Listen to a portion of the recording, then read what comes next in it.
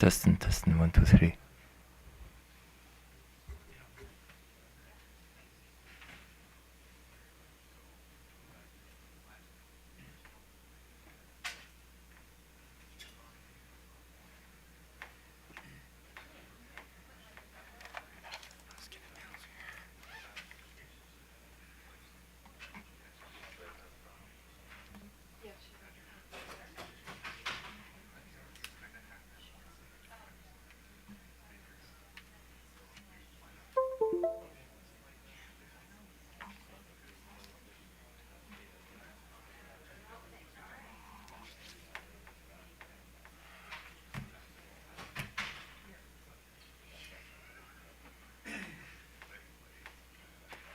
Chris, are you all set up on the laptop?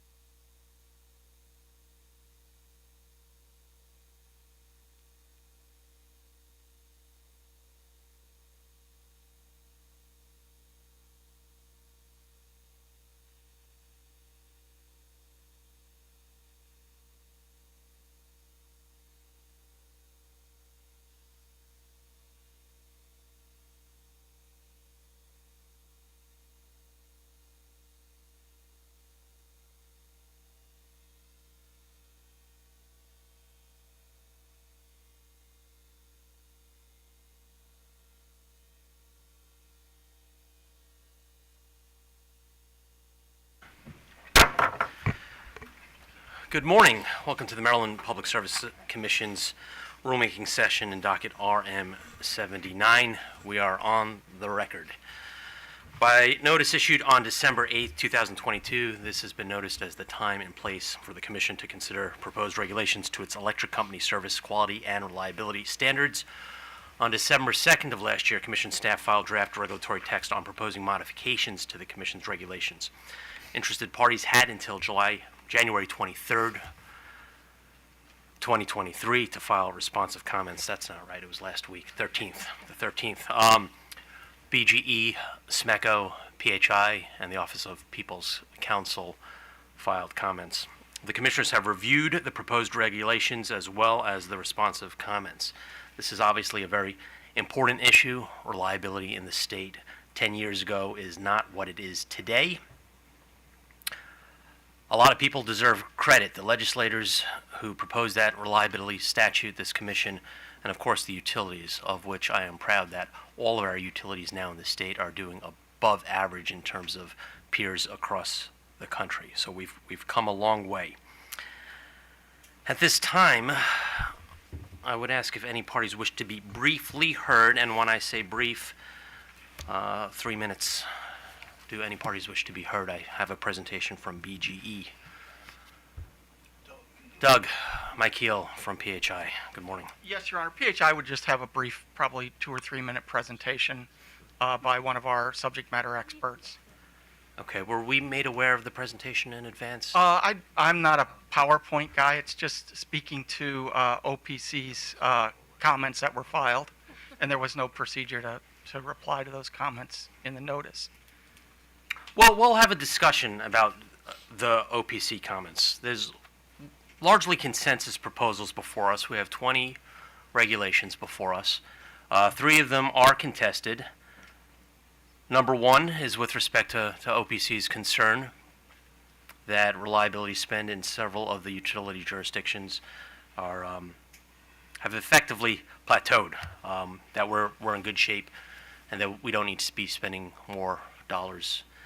The second concern that we will be addressing is with respect to BGE's revised safety scores, in which BGE and staff have a contention with the near term 2 years, and they've reached agreement on the further out 2 years. And then the third issue that I think all the utilities would like to speak to involve the 5 reliability planning scenarios that are in dispute. So, Mr. Michael, I'll allow your witness to speak for 2 minutes. Thank you, Your Honor. Who is your witness?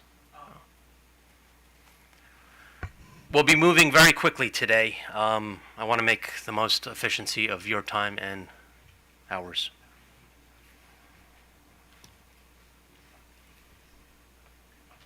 Yes, Your Honor. My witness is Mr. Vince Saccone. He is a section engineer. You spell his name Zaccone, and he's just going to address the first issue that OPC raised and that you've identified for discussion here, the spending issue. Thank you. Good morning, Mr. Saccone. You have 3 minutes. Okay. Good morning, Commissioners. My name is Vince Saccone. With respect to the safety standards, consistent with my comments at the 9353 hearing last July, I would like to take this time and ask the Commission to reject OPC's comments regarding the retaining of the 2023 standards through 2024 through 2027. The first issue that we have with OPC's comments relates to overall planning margins this recommendation would affect. Commission staff recommends a planning margin of at least 10% between each projection and resulting standard. By accepting OPC's recommendations to retain 2023 standards through 2027 and utilizing the minimum cost spend they refer to in their comments, safety and safety margins will drop below the recommended 10%. In Delmarva, that margin will be 0 by 2026 and will continue that way into 2027. For PEPCO, the effects of OPC's recommendation are even worse. Over the last few years, PEPCO's reliability has improved into the first quartile. As recommended by OPC, retaining PEPCO's current safety and safety standards through 2027 is effectively asking for PEPCO's minimum cost goal. At one point in OPC's comments, they actually supported this notion because despite a 20% backslide, the performance would still represent excellent reliability performance as compared to multiple benchmarks. OPC makes no mention about how the minimum cost selection will lead to the worst reliability performance since 2019.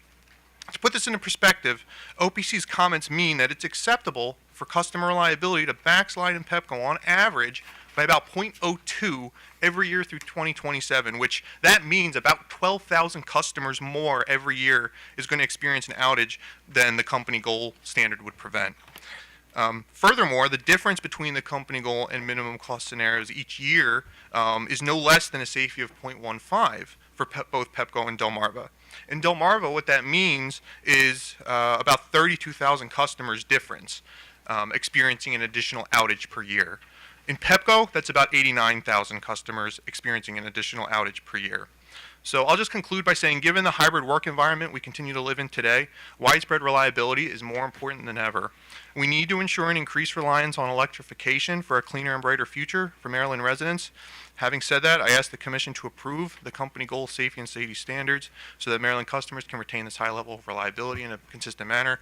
I apologize if I went over my time. Thank you very much. You did not. Thank you, Mr. Saccone. It is on the record. Ms. Sikora, good morning. We have a presentation in front of us with respect to the issue that I mentioned a moment ago. Why don't we take up your presentation at the appropriate time when we address this issue instead of now? Okay? Anybody else wish to address the Commission with more global comments? And who do we have from Office of People's Counsel today? Oh, Mr. Hoover, did we not give you a seat at the table? Well, there seemed to be no room at the end. Oh, okay. I'm sorry. I thought I made appropriate seating for you.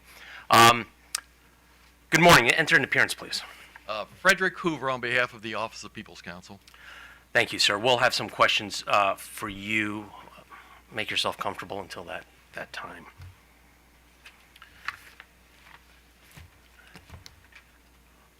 Since there are faces I don't know at the table, let's go from Ms. Sikora to staff.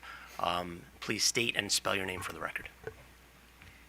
Good morning, Beverly Sikora, Beverly, B-E-V-E-R-L-Y, Sikora, S-I-K-O-R-A, Assistant General Counsel for Baltimore Gas and Electric Company.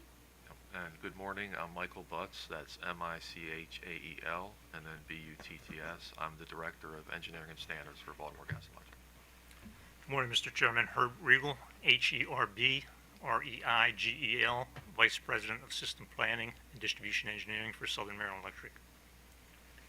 Michael Dean, on behalf of the staff of the Public Service Commission, I provided my card. John Borkowski, Engineering Division, staff of the Commission, and I've given my card also to Doug. Good morning, Mr. Chairman. Christopher Lowe with staff. Thank you, Mr. Lowe, who is our work group leader today. I'd also like to recognize the contributions of our two commission advisors, Molly Knoll and Brett Sproul, in working this case today. We have 20 modifications or additions to COMAR regulations today. We will be going through each and every one of the 20 regulations. I recognize most of them are consensus. However, even the consensus regulations do have some issues that need to be addressed. With my colleagues' indulgence, we will be moving relatively quickly, although any of them are free to stop me at any time.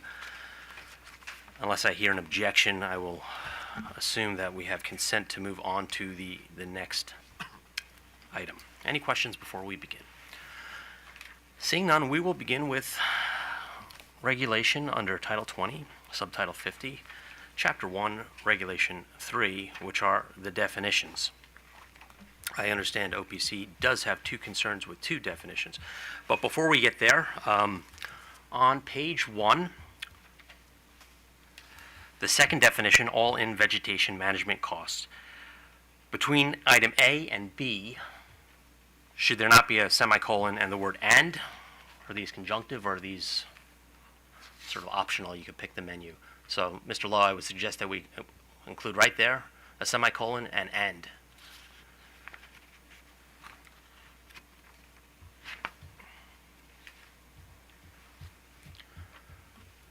parties are free to object to any of these revisions.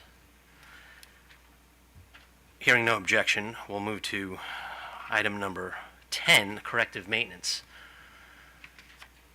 Mr. Hoover has an objection to this definition. Mr. Hoover, if you could be brief, we've reviewed your comments. Yeah, it's not so much an objection to this definition. We just think that the definition should be expanded in order to make it clear that we're looking at objective criteria in making these determinations. And we put the, specific additional language that we are suggesting on page 28 of our comments. Thank you. I do not agree with expanding this definition. I think the definition on its face is plain English. Adding additional 3 sentences to that definition, in my opinion, is unnecessary. Do my colleagues wish to comment or disagree? Hearing none. The next item, number 25, global ETR.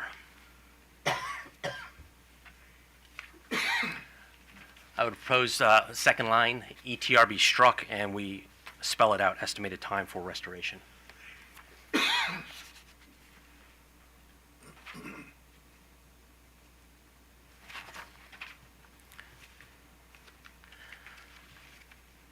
Seeing no objection, we move to item number 30, Mr. Hoover.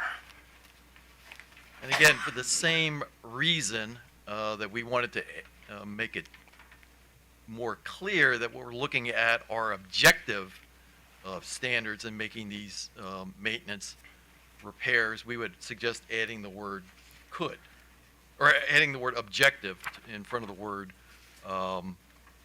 inspection. Thank you. I have the same concern and objection to OPC's proposal. Do commissioners? Hearing none, I would ask that we move to item number 61. Sorry, item 60.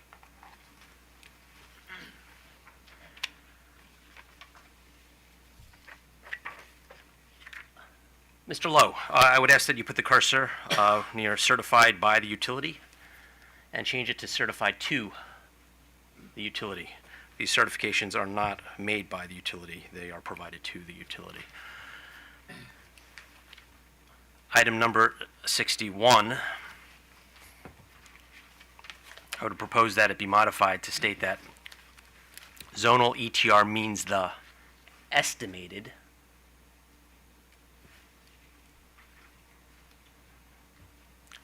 time for restoration.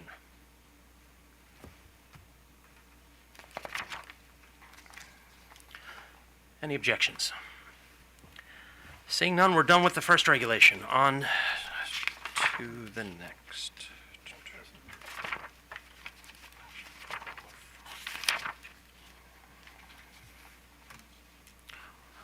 We're now going to actually skip ahead to Title 20, Subtitle 50, Chapter 12, Regulation 2.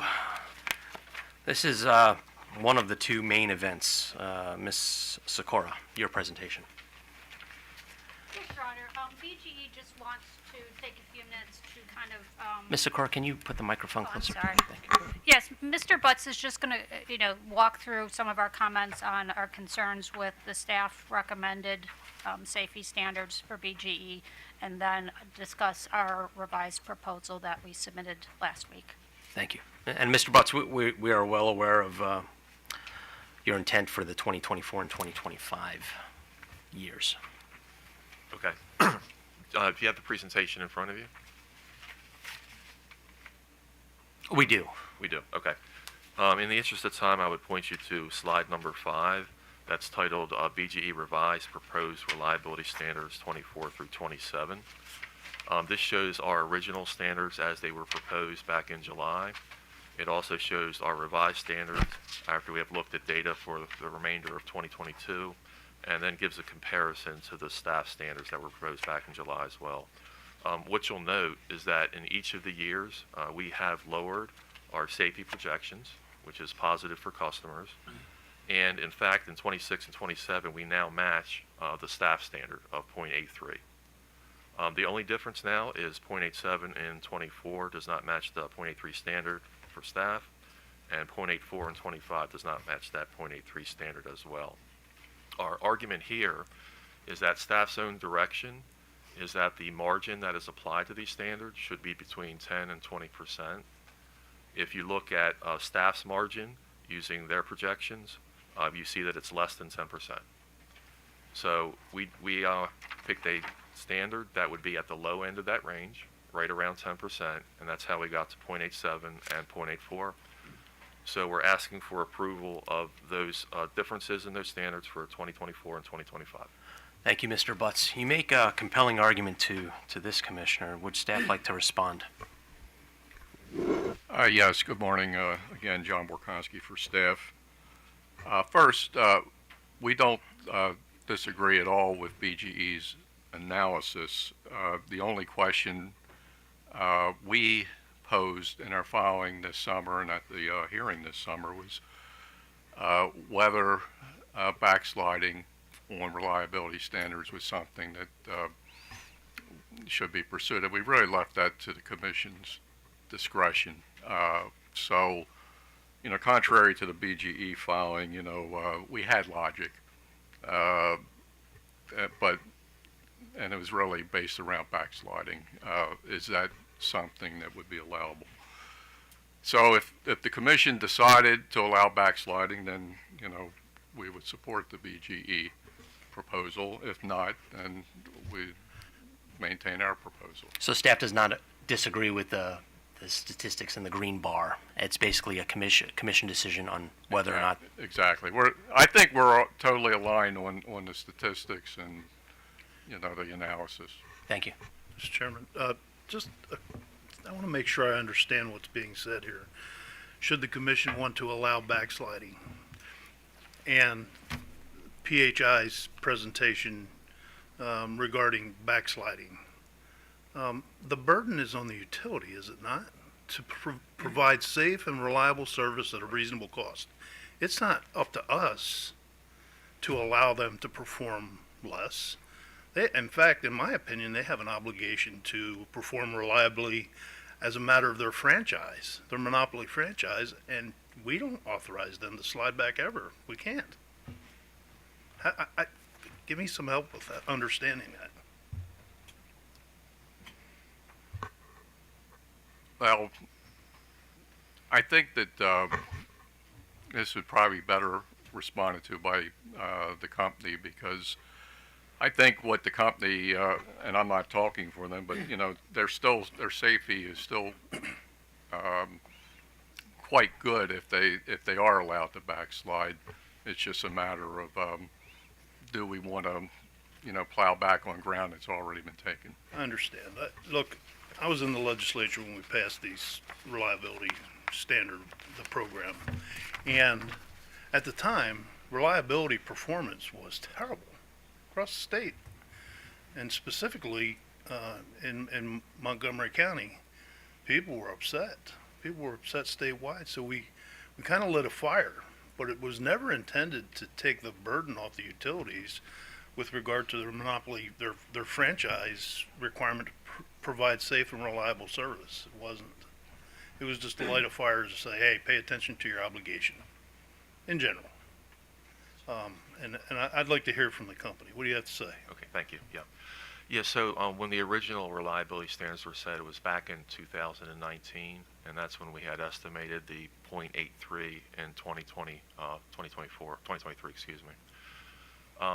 And at that time, you know, that's 4 years before you actually get to that event. And as we had experience over the years, we found that that was an extremely aggressive target, and that our current reliability projections just don't support that target anymore. Now, we do believe that we can get there, and in fact, we're going to be very close to that target in 2025. We're just looking for relief on the target in 2024. I'm not sure I heard commentary with regard to my assertion. Well, as far as That's what I'm asking for. well, I think the reliability standard is very good. It's in the top quartile for customers, regardless of whether we increase this or not. Right, but this whole notion, talk of backsliding and Yeah. planning margin, that's not our obligation, that's your obligation. Would you agree? I would say it's our obligation to provide the best reliability we can to our customers. And I think that At a reasonable cost. at a reasonable cost, absolutely, yeah. And my only argument is that back in 2019, we set very aggressive targets, and we have better information now, and this is where we're at. All right, fair enough. I think our obligation is to make sure you meet the standards and maybe to set the standards. But this notion of us making a decision to authorize backsliding, that's not what we're doing here. So, thank you. Mr. Chairman, can I be recognized? Chief Borkowski, yes. Yeah, I want to just discuss the notion of the aggressive standards that purportedly were set 4 years ago. Staff does not agree with that comment. When BGE came in on the last cycle, they had originally proposed a safety goal with a 24.7% planning margin, which meant that, they would probably never fail that standard. All staff did at the time was ask them to go back to 20%, which still was a 1 in 50 year chance of failing the standard. Now, what's happened since that time is, because of the multi-year rate plan, BGE did some prioritization, and they're not spending as much on reliability as they originally projected. So that's the only thing that makes that aggressive. It's not because we set aggressive goals back 4 years ago. We did not set aggressive goals. In fact, 20% planning margin for safety was not aggressive. It just became an aggressive target because of prioritization after the MYP, where reliability spending was cut. Thank you, Chief. The term backsliding does concern me. Yes, the numbers are moving in a different direction. I recognize that the difference between the 24 positions of BG and staff are 4/100ths of a point, and in 25 just 1/100th of a point. I do put more priority on the green statistics over the optics. For those reasons, I do find in favor of the company. Do other commissioners wish to opine, or is there any objection? Seeing no objection, Ms. Sikora, your position is granted. We will now turn to the general primary argument, actually the only remaining argument of Office of People's Counsel.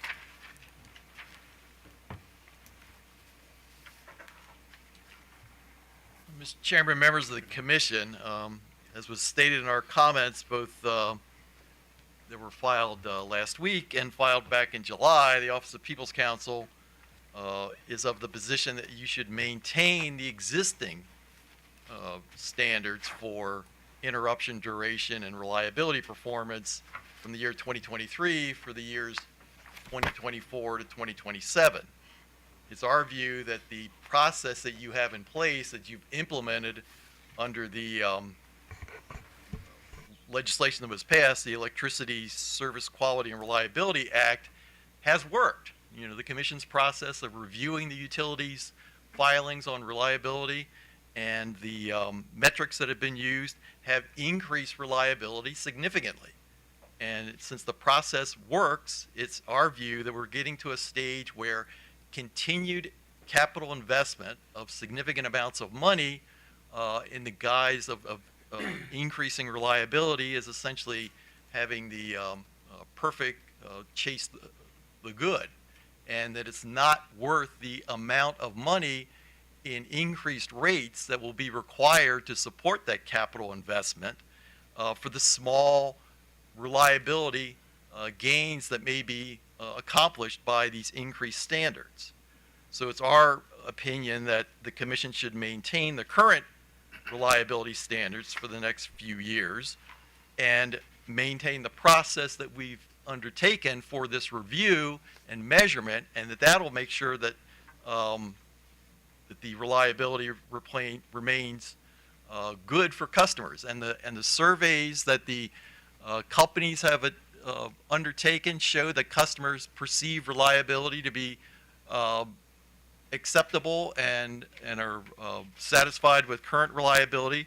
They expressed a strong opinion of not being willing to make further investments in reliability. Now, it's always been our view that this subject needs to be delved at in more depth to sort of determine just how much reliability people would be willing to pay for at what price. But the overall questions right now show that customers are satisfied with reliability and are unwilling to make significant investments to so-called increase reliability. The Commission is authorized by the General Assembly to oversee and supervise the utilities who've been granted monopoly franchises in order that they provide safe, reliable, and affordable service. Those are three equal tasks that are before the Public Service Commission, and no one is more greater than the other. So you have to measure safe and reliable service versus what the impacts are going to be on the affordable price. And it's our view that the Commission in the current process they're undertaking has accomplished that goal. We have safe, reliable service.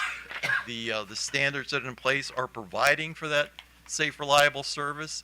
And to increase these standards for what may be minimal gains in reliability is not worth the significant capital investments of hundreds of millions of dollars that we're talking about across the utilities over that same time period. So it's our recommendation that we keep the standards that are in place right now and continue them for the years 24 to 2027. Thank you, Mr. Hoover. So in sum, your argument is that we could call it a day with respect to these other Well, I utilities. think it's a more nuanced point, which is we think that you're getting to a point of diminishing reliability returns as compared to the amount of money that's being proposed to be spent for reliability. I would agree with you, but is that not the natural order that your curve will begin to plateau at some point?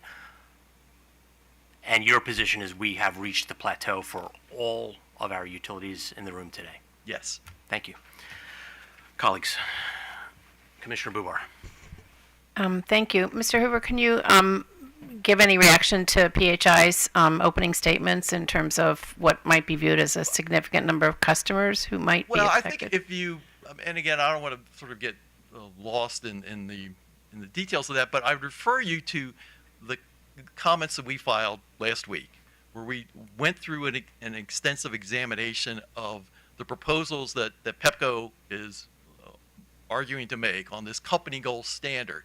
And our view is that the reliability gains that they're talking about are fairly insignificant, and that you're not going to get significant increases. And it's also our thought that PEPCO's current process for reviewing what they do for their system to make sure it's reliable, in conjunction with the Commission's annual review of that process, will assure that we're actually not going to have significant decreases in reliability. So I guess we would dispute that, but I would refer you specifically to the section in our comments where we talk at length about PEPCO's proposals and what we view as the small, if any, gains that would be gained in reliability. Thank you. Commissioner O'Donnell. Thank you, Mr. Chairman. I'd like to hear BG&E's opinion and PHI's opinion of when we meet that point of diminishing returns with regard to reliability versus dollar spend for reliability. When do we get there?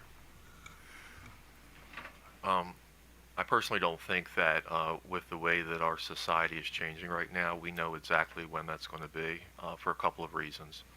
The first is, as you know, we're going through a period of electrification within our society.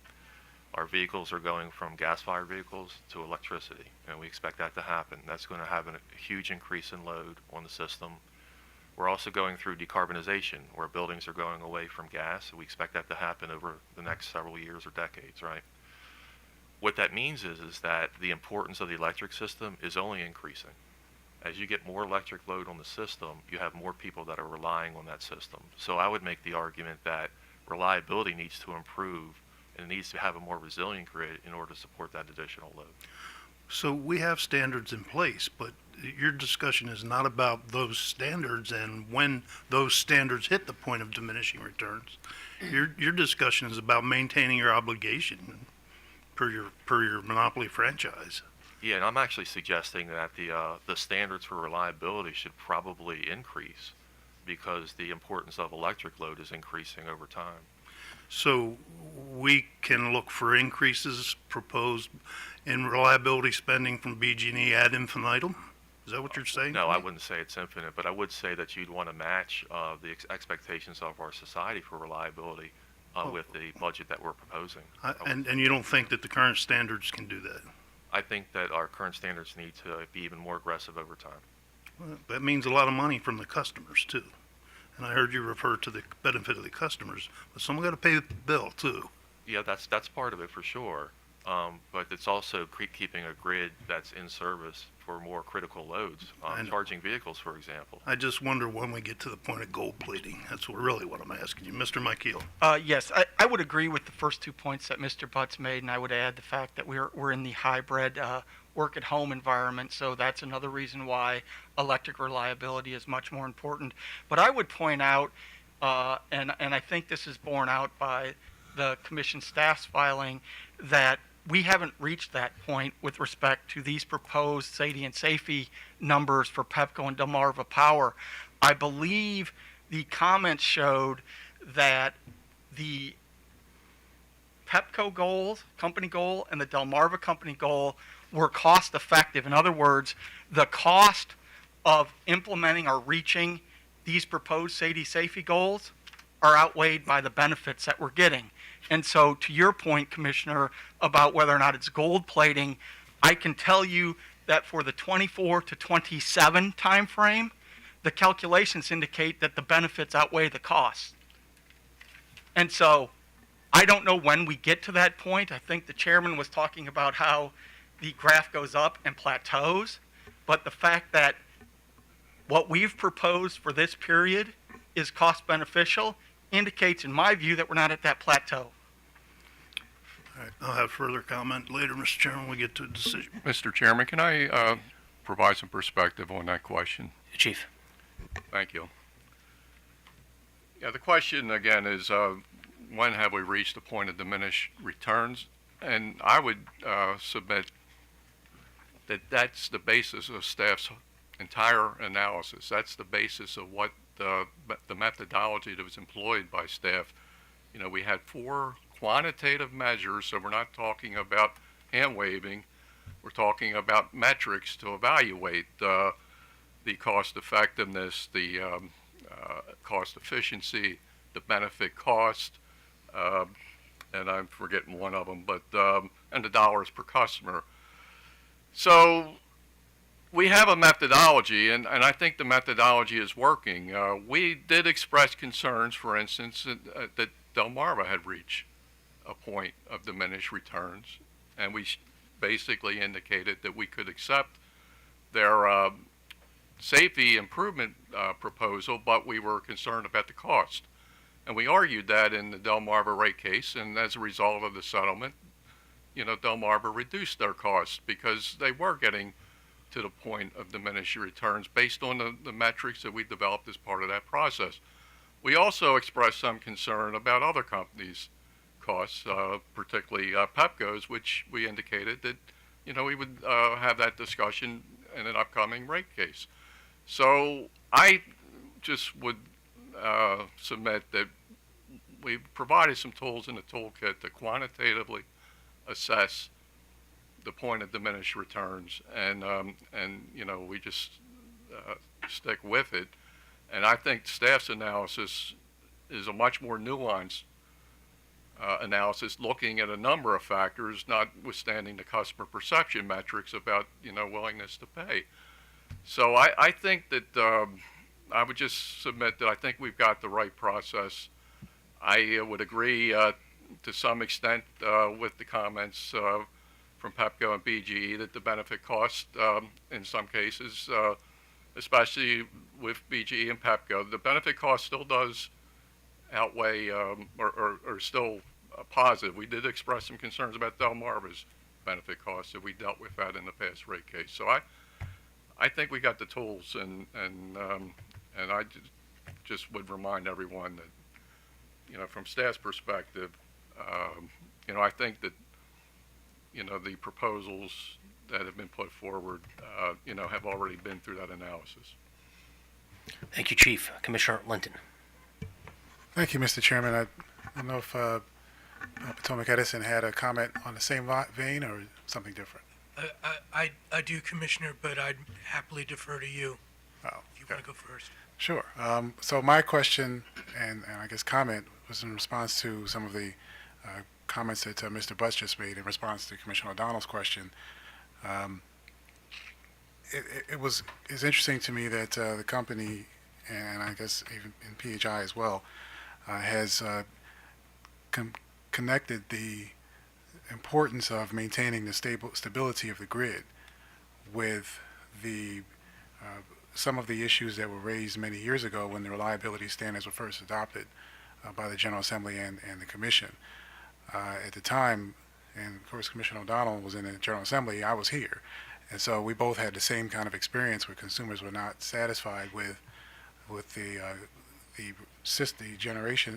distribution system, but they were not satisfied with it, not just during blue sky situations, but they were also very unsatisfied with the recovery after storms. So I guess my question is, as the company is looking just for planning and for building out its system, are you looking to, have you tied the two together in a sense? So you're looking at this as something that is not just about recovery after storms, but you're looking at it you mentioned electric vehicle charging, which is something that is still, at least for this commission at least, in its pilot phase. So you're planning to invest money for building out the system using the reliability standards partially as support for even greater investment? Yeah. So we're looking far into the future where we expect the importance of reliability to head, and I think that's part of our due diligence as a utility is to make sure that we're prepared for that. And you need to do that actually, because if you have that much load coming on the system, let's say from electric vehicles, it adds a tremendous amount of load. If in fact most or many of our vehicles become electric, you have to build new circuits, new substations, maybe even new transmission lines, which take many, many years to do. So you have to plan for it now if you know what's going to happen in the future. That's the first thing. The second thing, and this is becoming to your point about how quickly do we restore customers after storms, for example, or we're very focused on the concept of resiliency, and maybe you've heard that, right? Different than reliability. Reliability is about how many outages you have, how long are those outages generally for customers. Resiliency is how quickly do you restore customers after a significant event, like a hurricane, for example. So we know that in the future, customers are going to be even more sensitive to long duration outages of several days in those big events. So we're looking to how can we build the system, how can we build resiliency into it to shorten up those events for our customers. So all that's part of our reliability planning. So how are you getting to the point of putting markers or defining what those types of goals should be? As I said earlier, we're still piloting the distribution upgrades necessary for electric vehicle charging. Yeah. And that actually goes to what the previous commissioner had said, is that, like, how do you know when the cost benefit is done? And I think I made the statement that we don't really know right now because of where this is all heading. So we're still forming what those metrics should be, because we don't know exactly how quickly decarbonization is going to happen, how quickly electric vehicles are going to occur. We know it's going to happen, though. And we're going to see how this all plays out. We're going to develop the metrics to match that as it occurs. So I guess part of the challenge here then is that as we're trying to figure it out along the way, we're spending ratepayer money. We're making investment. Yeah, and So- I would say that it's prudent though, because it does take many years in order to plan for this infrastructure to supply the load that may be coming in the future. If we wait too long, we won't have the time to do it. All right. Thank you. Thank you, Mr. Chairman. Thank you. Commissioner Richard. Thank you, Mr. Chairman. Mr. Borkowski, I guess I'm trying to just drill into a little bit the difference between blue sky events and the long duration. At this point, are the standards we've set for just regular day operations, I mean, are those sufficient, or are we increasing the standard because of concerns over major weather events, which we know are going to be increasing. I guess what I'm asking, should we be beginning to look more at using the term resiliency or just extreme weather events, and specifically trying to set metrics and standards in that area, and along with what OPC is saying, perhaps suggest that we've achieved day in, day out operations, blue sky operations. Yes, thanks for the question. It's obvious that resiliency is one of those areas where we probably could do some more work. We only have the service interruption standard, which is essentially for all companies except for BGE, which has a carve out. It's essentially that you have to restore 95% of your customers in 50 hours. And we have seen companies, fail that. So it seems to be a standard that, is not, something that you would achieve every time. Mm-hmm. So should we be focusing on that standard rather than, than I guess, increasing just the blue sky standards? Well, I think that if we were to do more work, and perhaps it's, a future effort, we probably get into more detail about service restoration. For instance, one of the things that we brought up in past MOE storm reports is having balance between restoration among counties. How quickly are utilities restoring critical customers? What are they doing about blocked roads? Because it's astounding how many issues we have with blocked roads, etc. So those are all types of things dealing with resiliency that we've asked questions about in past MOE reports, and we've actually reported some of those statistics where the utilities were able to provide the data. data. I just zero in on my question though. Does by increasing this standard that we're talking about now, does that go to what you're talking about, enhancing the I guess the long duration type outages, or some of these issues that you're talking about, road blockages and things like that? I guess I'm just trying to focus in on what we're talking about right now, and does by increasing the standard, does that address your concerns?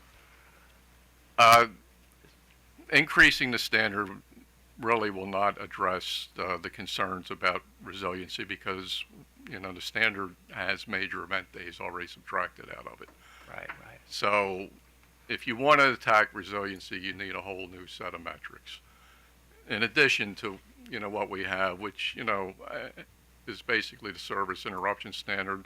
And I would argue that maybe the downwire response standard is also a resiliency standard. But there, I've just given some examples of other things that we could go and look at, but heretofore, we really haven't attacked that. Okay. Yeah, I'm just trying to figure out how it informs our decision. Again, listening to what the People's Council are talking about, obviously what we're talking about today wouldn't, I don't think, unless tell me if I'm wrong, wouldn't have addressed anything to do with Winter Storm Elliott, and whether or not that was an acceptable outage or not. Is that correct? No quantitative standard, although we have recommended a number of changes to major event reporting standards to provide a more comprehensive report that will provide some more transparency on some of those resilience related issues.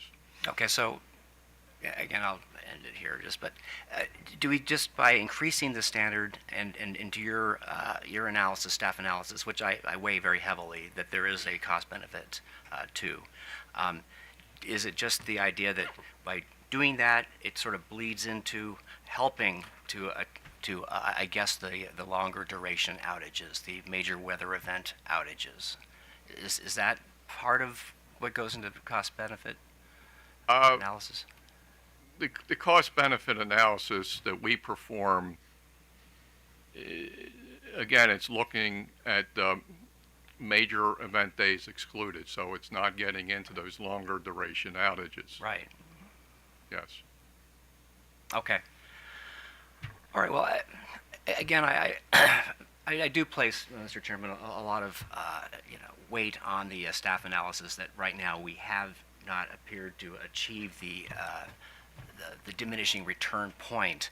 But I do take OPC's argument very seriously, and I think we need to start really looking at what where we're going, and if really we need to be pivoting toward addressing the longer term duration events and the major weather events. I mean, it was really the genesis of what we're doing today goes back to the big storms we faced around 2012, and so I think that's where I think we're going to start to see some customer dissatisfaction if we have winter storm Elliots and other major storm events and we cannot restore the power.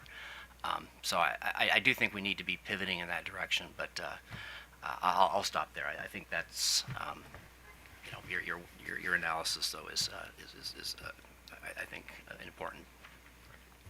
Thank you, Commissioner, and I largely share your concerns.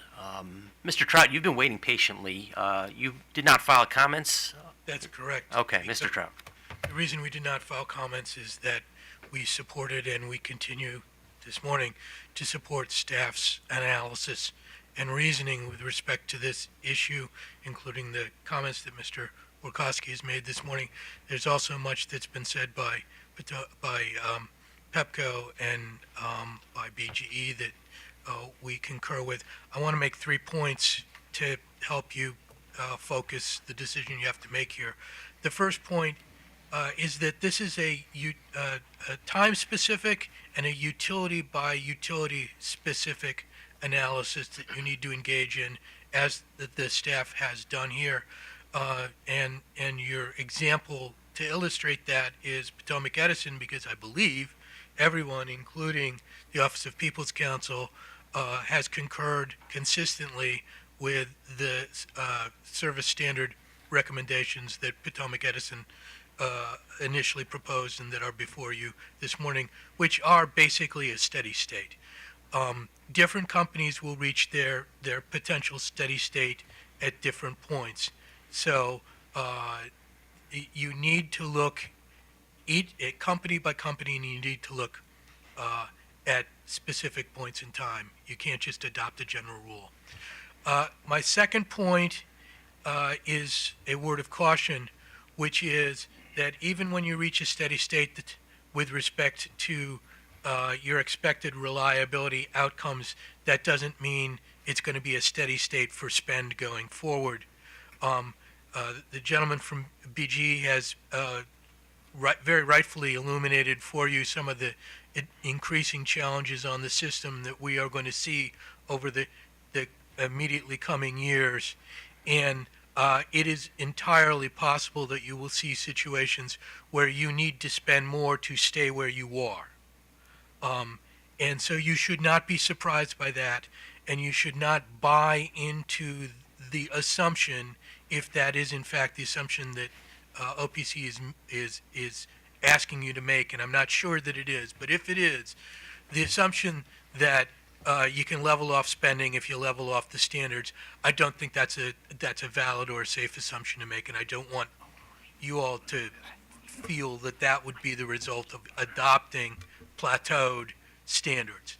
And then my final point is very narrowly self-serving, and that is that Potomac Edison has reached a good point in terms of our reliability standards. We've reached a point where I believe everyone has agreed that we should strive to stay for at least the next 4 years.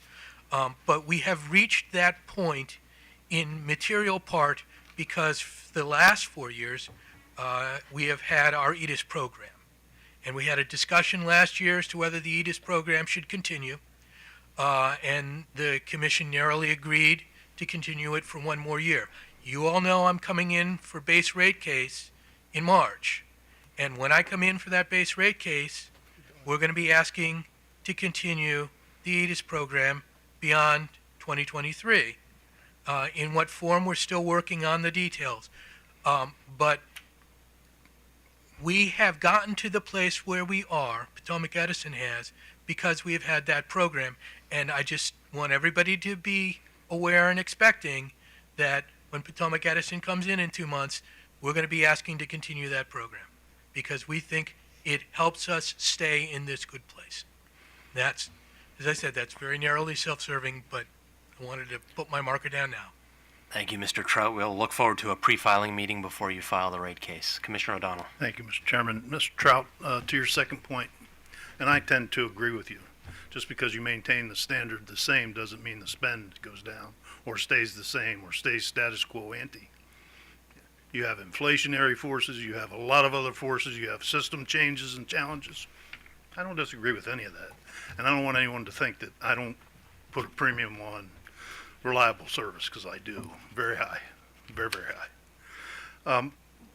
But your point was you may spend more even if you stay at the same metric level, but then doesn't ratcheting up by the same logic, the metric level means you're going to spend even more than the more spend you had to make to stay where you were. Yeah, that's a relationship that I believe is a valid one. If you ask for better performance, you're almost certainly going to have to pay more for it, materially more.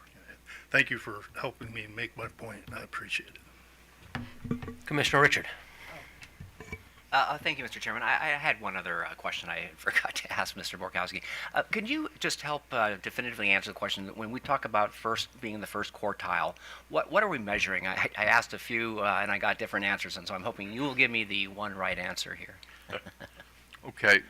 Well, in our analysis, we allowed the companies to submit their benchmarking information according to the peer group that most fits them. So there is no one peer group. For instance, SMECO. Okay, so what is our peer group? Because obviously our legislature, our citizens demand a very high reliability standard, and so I look at that first quartile and I want to make sure that we are at or exceed it. But I want to make sure I know what it is exactly what this quartile is. Who are we measuring against?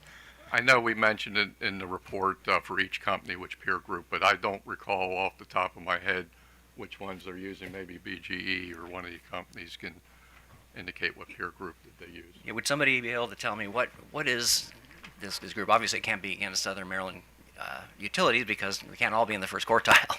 But Yeah, I do apologize. I don't recall each of the utilities that's in the peer group, but we could certainly send you a list of the peer group for BGE, though.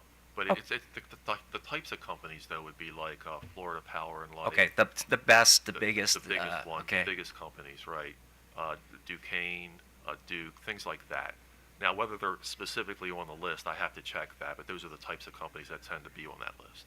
Okay, Mr. Macayo? Yeah, my understanding is that we use an IEEE grouping that provides that, and IEEE is the one who sets, first quartile, second quartile. I'm not certain what companies are there. Okay, well, I'd appreciate if you'd work with our staff, and I would be interested to actually have a copy of, knowing what it is we're measuring our utilities, our standard against. Can I be recognized again, Mr. Chairman? Because we did mention it in our report, and so we'll solve that right now. For BGE, Delmarva, and Pepco, their benchmarking data was involved 84 utilities in the annual IEEE reliability survey. As far as PE, they did an IEEE survey of 14 utilities in the Mid-Atlantic region that serve anywhere from between 100,000 to 1 million customers. And for SMECO, their peer group was 4 other electric cooperatives in the Mid-Atlantic, so that's the peer groups. Great, thank you. I appreciate that. Thank you, Mr. Chairman. Thank you. I believe we've asked all of our questions with respect to this issue. Mr. Hoover, you have the last word. Thank you very much. So just so I could respond to a few of the comments that have been made here. Understand this, we are not saying no spending. What we're talking about is this difference between the company goal level of spending on reliability and what's referred to as the minimum cost standard. So it's not a situation where we're saying don't be spending money on reliability. It's a question of how much you're spending. On this issue about the change in the dependency the customers have now on the electric grid, I would agree that with charging cars and working from home, customers are more reliant on the grid.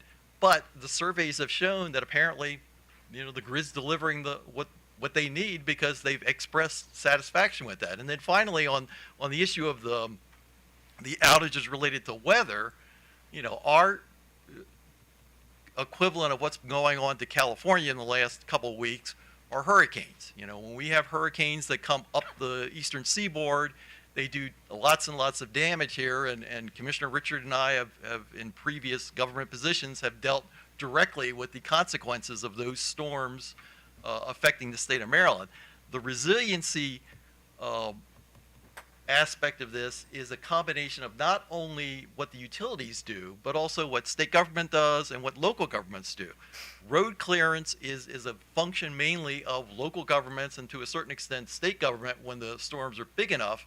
And there's been talk over the years, and again, when I was in a former position, we were looking to make sure that there was that coordination between the utilities and the local governments and the state government to make sure that the roads were cleared so that their crews could get in there and put stuff back together again. Because when you have the damage from hurricanes, you tend to have, damage that takes a significant amount of time to repair, and facilitating access to the damaged areas is a very important requirement on the part of state government and local government. Thank you, Mr. Hoover. I appreciate OPC's comments here. I believe you make solid comments. I don't put as much stock as you in the consumer surveys. I can imagine situations where the lights go out, but this commission won't be able to point to the survey saying, well, the customers were okay with taking this risk, and they were happy with the reliability until the power fails. I agree with your argument of the law of diminishing returns. I don't want the system gold-plated, but I don't believe, according to the Commission's own methodologies, the basis for our methodology as reflected in the staff report, I don't believe we're there yet. I think we're moving up the curve. I believe that the topography of the system and the demands on the system will change if this state successfully implements its policies over the next decade or two. But I don't believe we're there yet. And I take great comfort in the fact that benefits to customers, notwithstanding the costs, and these costs are material, outweigh the cost. So the benefits continue to outweigh the cost for now. Once that flips, utilities will have a much harder argument to put forth in order to ask for additional capital spend increases for reliability projects. So for that reason, I do support the staff and largely the utilities. We've already made the 2 edits to the cells for the BGE safety standards. Thank you, Mr. Lowe. I support what's on the screen. Do my colleagues wish to make a statement? Commissioner O'Donnell. Thank you, Mr. Chairman. I alluded earlier that I would be making some comments when we get to a decision point. Just a couple things I need to make sure we consider. One is there are a lot of moving parts here, not just this competing notion between 2 utilities and the Office of People's Counsel, but there are a lot, and staff. There are a lot of other moving parts. For instance, under our PC 44, we completed a 2-year task force with NASIO and NARUC and DOE on distribution system planning. That process produced the PC 44 work group on distribution system planning, which gets to all the points that Mr. Butts was talking about. Electrification, what's coming down the pike, all that sort of stuff. To me, that's in a different bucket than your reliability. So that's maybe an oversimplification on my part, but we're considering all of that. We're also piloting stuff like battery storage and installing having utility installed infrastructure for charging and a lot of other things going on here. Some of the other things are costly things. So we tend to look at these issues in isolation. But I don't think you can when you have a public interest standard. You got to look at the whole big picture. You got to look at the big flick here. And the big flick is we're just getting ready to lay a heavy burden on the consumers for unamortized balances in Empower programming. Over $1 billion, well over $1 billion, a lot of money. They're going to pay that premium. They're going to pay the surcharge premium for Empower, for advanced recovery. They're paying increased costs for the commodity. They're paying increased costs for distribution services from the utilities, and they're going to pay increased costs in the tax increases that just went, they're going into effect, including corporate income taxes, including taxes on gas, taxes on coal, taxes on fuel, oil, and many other things. So we're cranking it up incrementally in a lot of different areas. There's a lot of moving parts here. And so I think there is a point where you can say we can get to reliability under the new paradigm, electric vehicles and changing the grid and all that electrification, transportation, and maintaining distribution system reliability in other areas. In fact, I'm of the mind and school of thought that that's your obligation, that's the utility's obligation, period, regardless of these standards. It's why you have a franchise monopoly status. So I'm going to support, for all those reasons stated, Mr. Chairman, and I do believe we're getting close. If we're not exactly on the mark, and reasonable minds can disagree where the precise point is, but we're getting close to the point of diminishing returns. And when you consider all the other things that we're laying on consumers right now, and they have pressures that have nothing to do with us, just general inflationary pressures, energy costs generally, governmental costs increasing generally, and on and on and on, I'm going to support OPC's position on this, Mr. Chairman. So that's where I'm going to come down. And I don't want anyone to have the incorrect notion that I don't value reliability very, very highly. But I think the point that Commissioner Richard makes with regard to the difference between reliability and being able to make your system hardened for severe events are two different discussions, two very different discussions. And I think if we kept the standards where they are with regard to interruption, we're going to be okay. I just believe that. So that's all I have to say, Mr. Chairman. Thank you.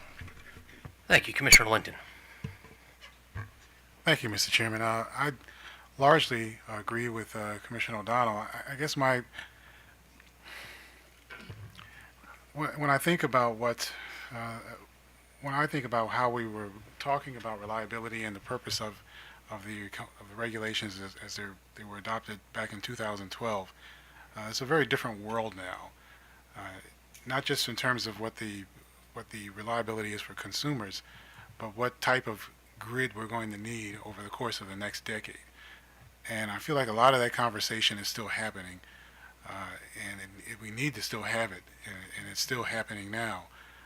But I agree with Chief that some of those standards haven't really been set yet, and I think we need to start thinking about what those standards should be. I agree that there is a need to invest in the grid more so that it's ready and robust and resilient for the changes that are coming in the future, and in some instances are already here. But I don't want to see us using the structure that was designed in 2012 in response to consumers who were upset about recovery from storms and situations that don't exist anymore. I think we still have a little more work to do to get to the point where we're addressing the concerns that Mr. Butts raised, some of the issues that both Commissioner O'Donnell and Commissioner Richard have raised in some of their questions. But I'm not sure that this is a place for it. Thank you, Commissioner. Commissioner Bubar. Thank you. I really appreciate all this dialogue, and I agree that, with the issues that OPC has raised, but I think with Mr. Burkowski's statements on the tools, I'm comforted by those statements that those tools exist and we should rely on them. So I support the staff's recommendation, but I agree with what Commissioner Linton just said also, that there are some really important issues about going forward that we should think about. Commissioner Richard. Thank you, Mr. Chairman. And as I previously stated, first I would like to state that affordability always has to be part of the question, and it's essential that we consider that these impacts on our ratepayers. In this instance, I would like to associate myself with your comments. I weigh very heavily the analysis done by staff. At this point, I agree that we need to be really watchful for what OPC is pointing out about the diminishing returns, but at this point I agree with the staff analysis that we haven't reached that yet, and because of the premium we place in this state on reliability and, as pointed out, our desire to move toward electrification, which is going to put increasing importance on reliability, I do support the staff position. Thank you. The majority of the commission, having spoken, will adopt the staff recommendation inclusive of the edits made earlier today. We are on to our last and final major area of non-consensus. Mr. Lowe, if we could go to page 19. This is with respect to the reliability scenarios that staff seeks to codify in regulation. The three utilities that filed comments all strongly opposed codification of these 5 scenarios. I would allow staff the opportunity, if they wish, to respond to the utilities. Thank you, Chairman Stanek. When we originally proposed all these RM43 work group recommendations, a lot of the effort was to codify the various work group recommendations made over the years. I mean, we went all the way back to 2012, 2013, for things like the ETR working group, etc. So that was the motivation behind, just trying to catch the regulations up, to incorporate all the various work group decisions that have been made. And to me, that's what we were trying to do here too. We could not do our analysis that we just performed this past summer on the safety standards without having, these different cost scenarios so that we could determine the point of diminished returns. That said, I was a little surprised that this wasn't near consensus because during the work group, only Schmecko had formally opposed it. Although, to be fair, some of the other utilities expressed concern, but they did not formally oppose this until this past filing last weekend. And I will say that the Exelon utilities did express some concern formally in their comments this summer, but they did not formally oppose it. If it's going to be an obstacle, I just need to be able to do the analysis. That's all I need to do, is to do the analysis. And if the commission is satisfied with our analysis and we can continue to do that analysis in the future, and you send signals to the utility that you expect that type of analysis in the future, staff can, agree to compromise on this and remove this language. I do think that the utilities make one good point that I agree with, in that if we decide to change a scenario in the future, codifying the existing 5 scenarios makes it harder. I do not necessarily agree with all the utility comments about the cost to prepare this analysis. I really feel like the utilities should be able to determine cost versus reliability. I mean, we're in the 21st century, and you really need to be able to do that. So I don't agree with those concerns, but I do agree with the fact that if you codify something, it makes it harder if you decide to make a pivot later on. So that's where I stand with it, or staff stands with it. Thank you, Chief. That concern of the utilities did weigh on me, the flexibility. Once we codify 5 scenarios, and if you have a 6th or 7th, they might say, too bad it's not in there. I recognize the utilities have cooperated with the engineering division to date. They've provided these various scenarios. Is there any utility that is not committed to providing Chief Borkowski and his staff the proper inputs to allow him to conduct an analysis? If so, please speak or raise your hand. Thank you. Seeing no hands raised for the record, our utilities are doing good. They're doing good work, and I expect them to continue to provide the engineering division with whatever inputs they need. For those reasons, this commissioner sees no need to codify the 5 scenarios. I turn to my colleagues. Commissioner Richard. I agree. As long as the staff will get the cooperation and the inputs they need, I agree that we probably don't need to codify it at this time. But that is an expectation of mine as well, that there'll be complete cooperation with our staff so that they can provide the recommendations and information that we need. So with that, I agree. Commissioner Linton. Thank you, Mr. Chairman. I also agree, and I just would add the friendly comment that it would be timely response, not just a response when appropriate or allowable. That's all. Commissioner Bubar. Yes, I would agree.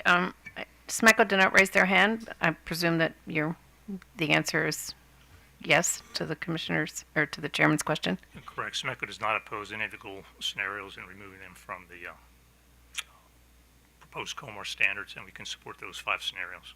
Okay, thank you. Commissioner O'Donnell. Yeah, and I agree. And I will say incorporating these into the regs, to me, for this commissioner, will simply further our drifting towards lifting the burden off of the utilities to provide safe and reliable service, period. End of sentence, at a reasonable cost. Thank you. Mr. Lowe, we would strike C 1, 2, 3, 4, and 5.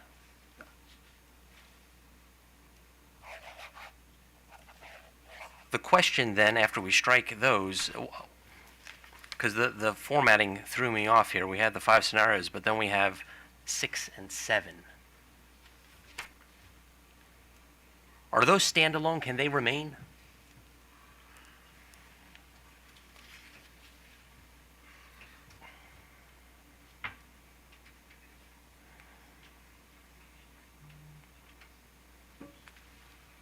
They can go also. They could go. Okay. They were associated with the scenario. So little Roman 6, 5, sorry, 6 and 7 can be struck. Commissioner Stanek, SMECO requests to be recognized, please. Yes, sir. SMECO has a prepared statement as it relates to item number 6 and 7 that you just discussed, and I'm thinking this is the appropriate place to chime in at this time. Okay. Do you object to its removal? Did I misunderstand you? Did you say remove it or keep it? Remove. Chief Borkowski is advocating removal. My apologies, I misunderstood. SMECO is in favor of removing 5 and 6. Takes a win when you can. Yes, yes. Thank you. I might change my mind.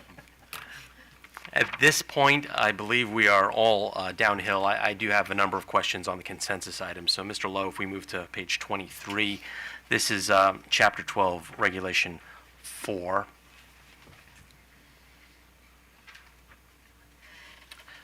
With respect to the red line on the screen there, I'm seeking clarification just to be sure. Are we talking about major outage events or major outage days? Yes, thanks for the reviewers pick up on that question.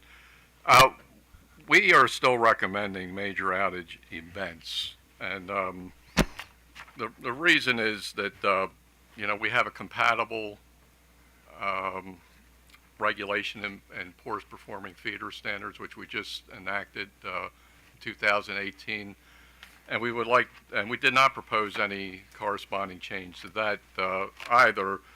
And the fact is that during a major outage event, I really feel you should exclude any device activations during that event because, typically during these events, we always see multiple device operations, and that's why we want to exclude it. So I would just recommend we just continue with the major outage, the COMAR major outage event language.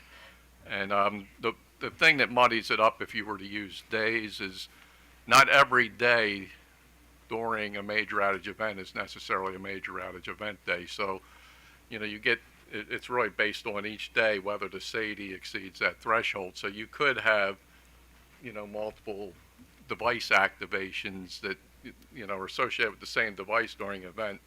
And on some days they'd be excluded and some days they wouldn't. So I just think that it's cleaner to keep it major outage events and not use the days. Thank you. I may have a few more instances where I just like to confirm that. Commissioner O'Donnell? Thank you, Mr. Chairman. Chief, what does this do for resiliency?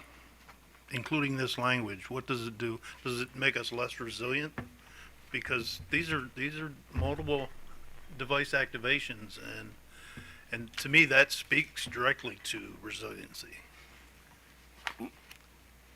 Well, it's true that, any device activation, could be, normal reliability or resiliency issue.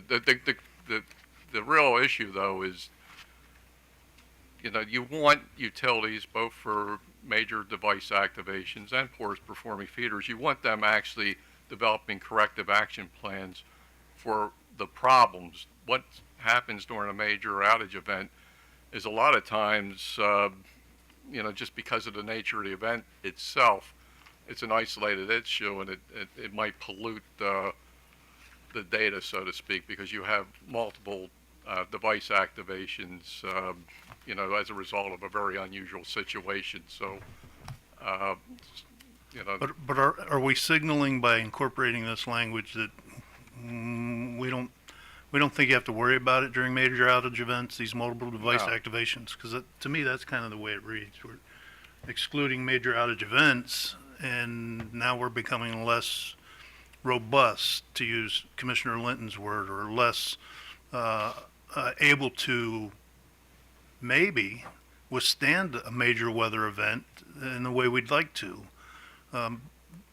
So I just think that a major outage event is a very unusual situation, and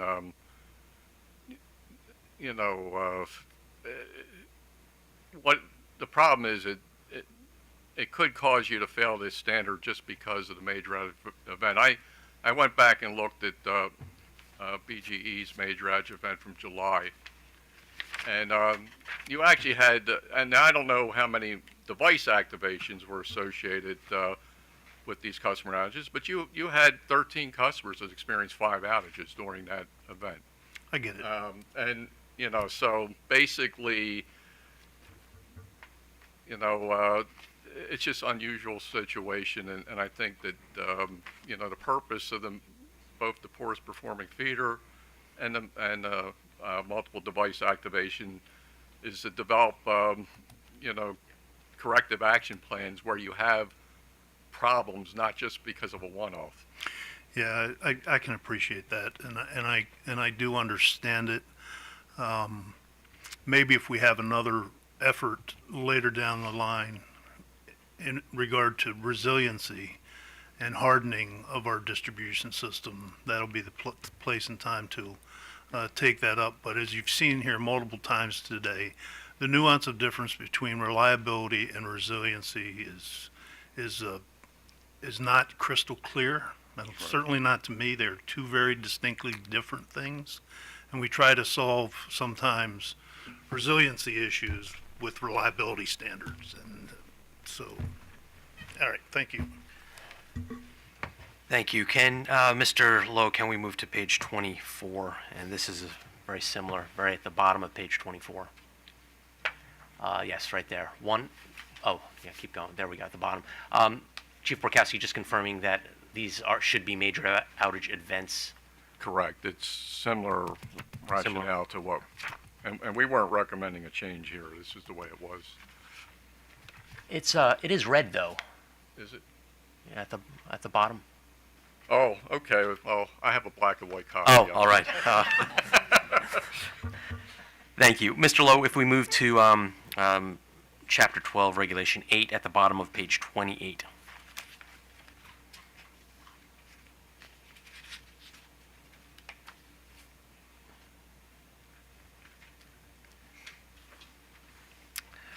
With respect to the top there, first call resolution, it says each utility shall measure the percentage of customer issues resolved that are offered to the utility. I am lost at that point. What do we mean by customer issues resolved that are offered? It might be a wording. I could not reword it myself. Perhaps the parties have their intent available. Yeah. Chris, can you address Yeah. that? I think we could remove the term, the words that are offered to the utility. Basically, first call resolution measures the percentage of customer problems that being resolved. Okay, I believe Commissioner O'Donnell has a suggestion here. Delete the word offered and replace with reported. Would that work? Customer issues resolved that are reported to the utility? I think that's what I was trying to say. Okay, I would be Hey, agreeable. come on, Yeah, Chris. I agree. Yeah, I'm okay. I think offered is like a weird call center term of art, but I think it does mean report. So, I think about the day 15 years from now when somebody is in the Comar and we're all gone. All right, hearing no objection, Commissioner O'Donnell's suggestion is to replace offered with reported. Staying on that section, item number 5, vulnerable individuals. The sentence states that each utility shall measure the percentage of time. What does it mean, percentage of time?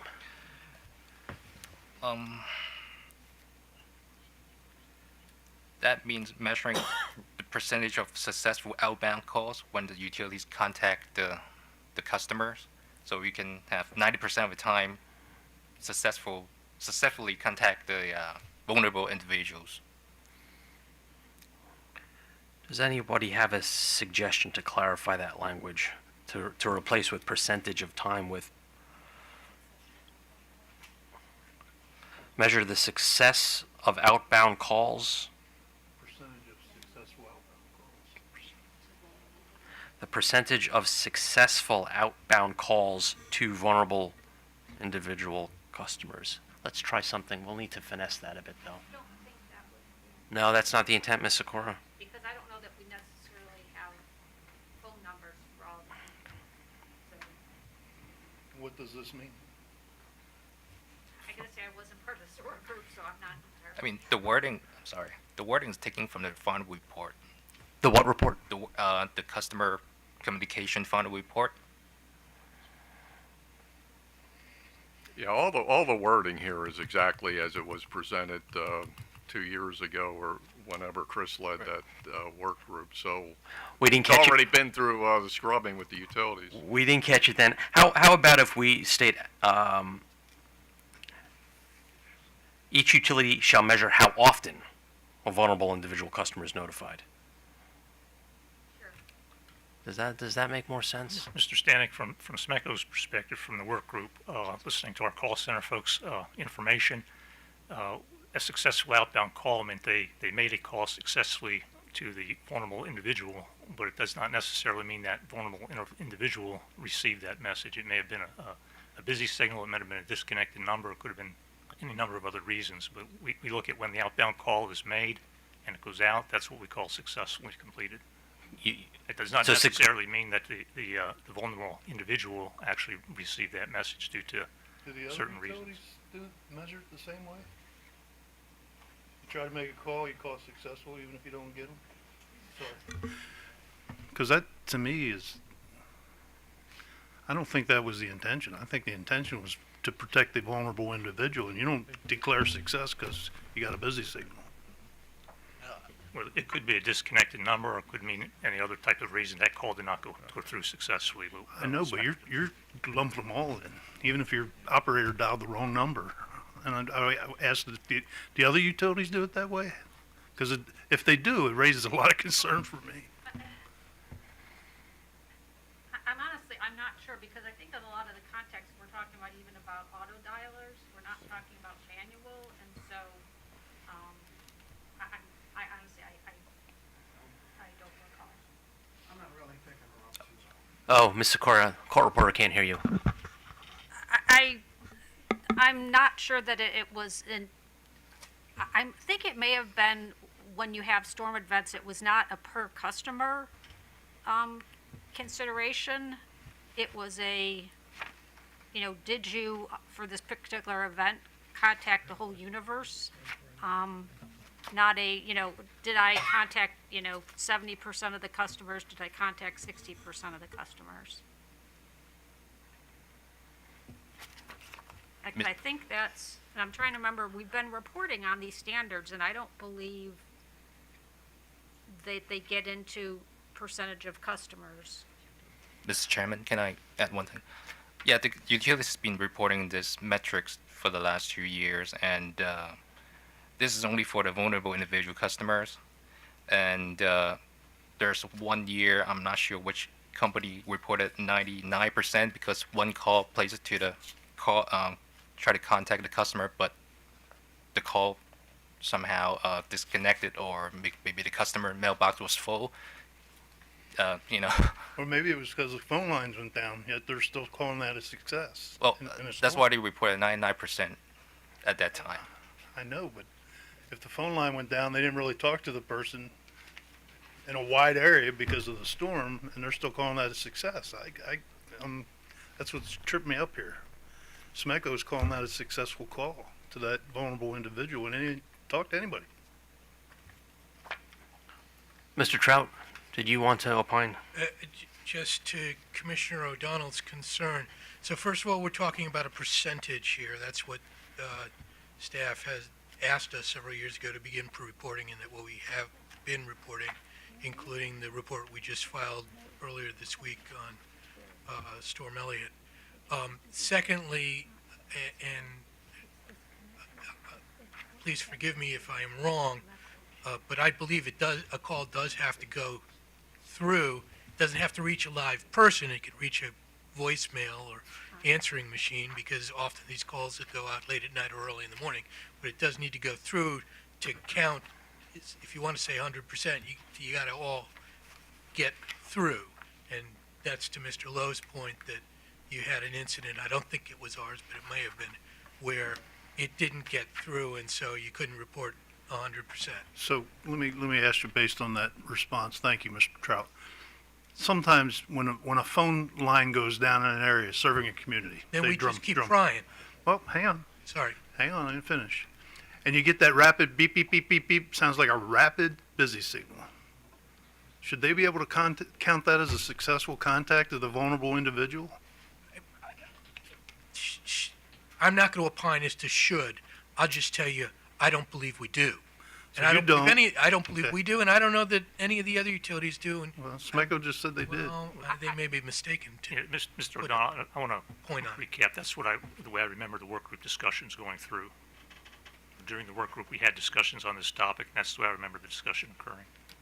Yeah, I'm not sure which utilities count busy signals and which utilities don't. Which utilities, now I'm really confused. And if we're counting busy signals as contacting the vulnerable individual, that's a disservice to the vulnerable individual in my mind. So, Your Honor, may I be recognized? Briefly. I'm knowing it out of this context, when BGE uses auto dialers, we see percent successful. That does not include busy signals, or it's basically, were we able to leave a message? Because again, it's an auto dialer. It's not an okay, actual. so I got two utilities. Yeah. Mr. Michael?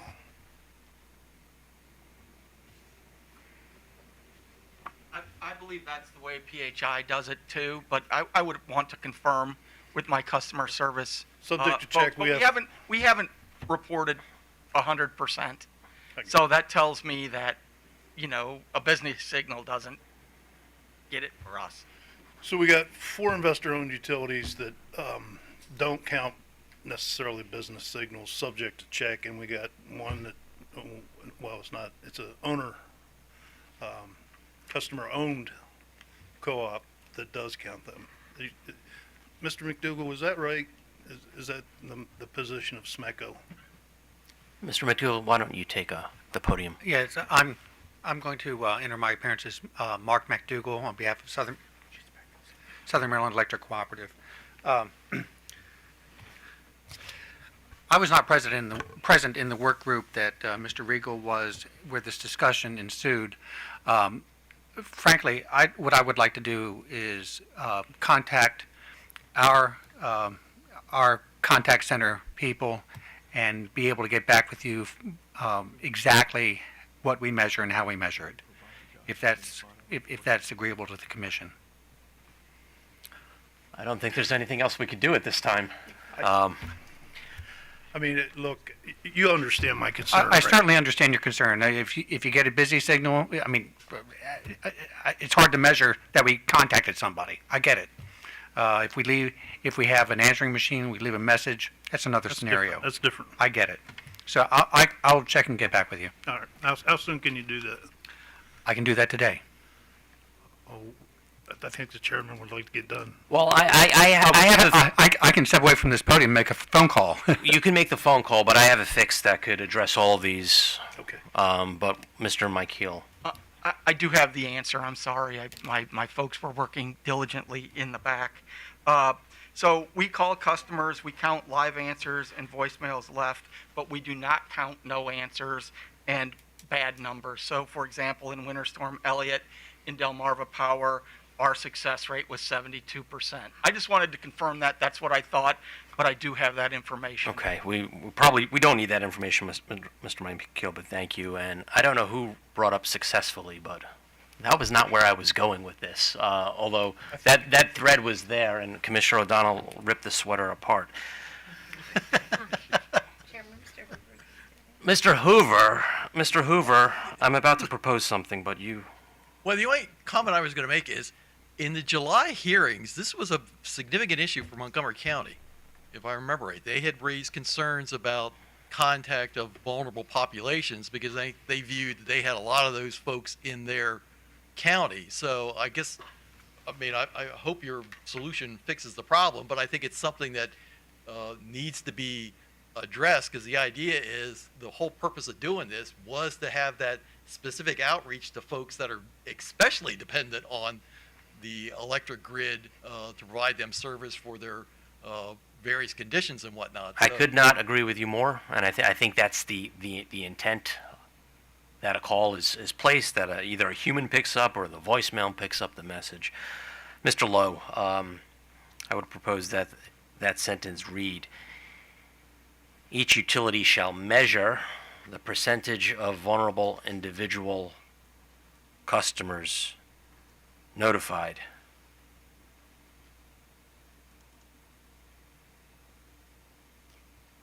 Customers with an S, notified in advance of a storm event. There we go. We don't need to get into the details of what a successful call is, but based on this discussion today, I think the utilities are on notice. Mr. McDougall, if you get additional information you wish to share with us before the conclusion of today's rulemaking, do so. How do my colleagues feel on this? Okay. I would like the information. Yes. If you'll excuse me, I'll go make a phone call. Thank you. All right, we're done with this regulation. Moving on.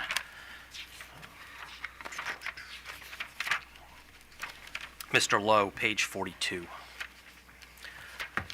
We are in Chapter 12, Regulation 10.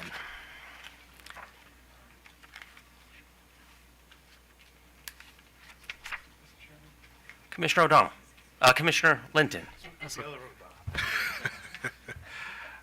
Now, so for me, it's I'm on page 31. I'm sorry. Did you had a? I just had a question about a proposed statement. It's number 4. Oh. A little further up.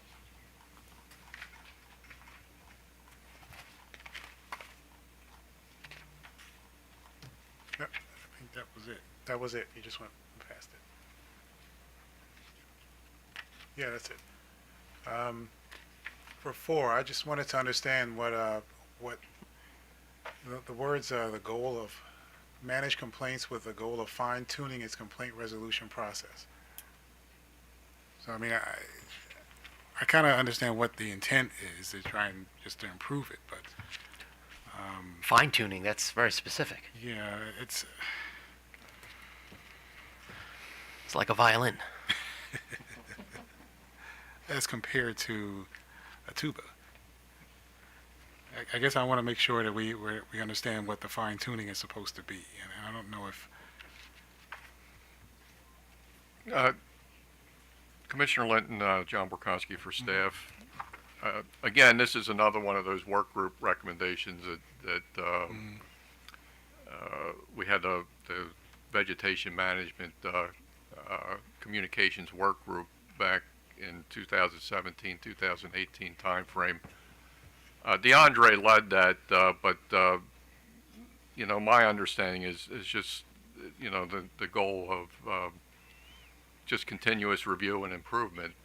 So I don't think we were trying to be prescriptive about what the results might be, but we wanted back then for utilities to review their complaints and make appropriate changes to their processes. So that's was basically the intent as far as I Chief, can remember. you just used the word improvement. Commissioner Linton, would replacing fine tuning with improving? that helps. I think the point is that I don't know how you measure it. That's all. If a company comes in and says we reviewed it, we looked at everything, we did our periodic review, and we've completed the fine tuning.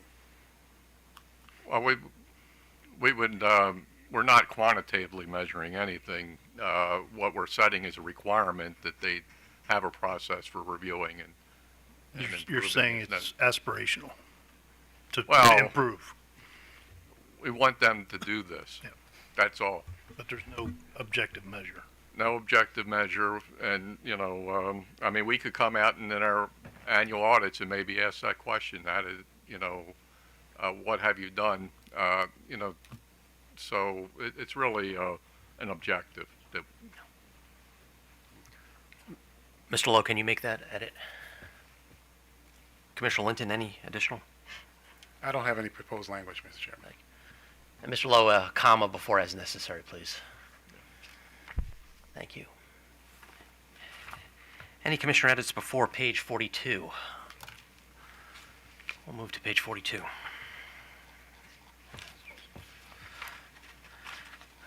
I have a few minor edits, but I don't want to push the limits of the COMAR drafting requirements by sneaking in anything that a party may see as substantive. On H, 6 lines down on the left, I'd propose that we strike the word utility right there. Oh, yeah. Any objection? Seeing none. Mr. Lowe, page 46 at the top, please.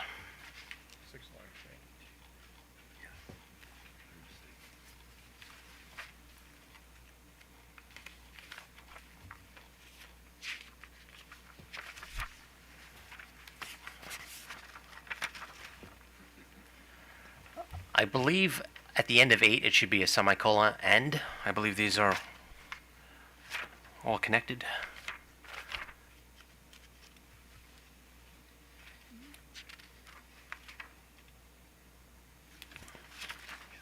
yes. And with 9, the last line there, I don't know the specifics here, so is it involved a feeder comma? Yes. Okay, there we go.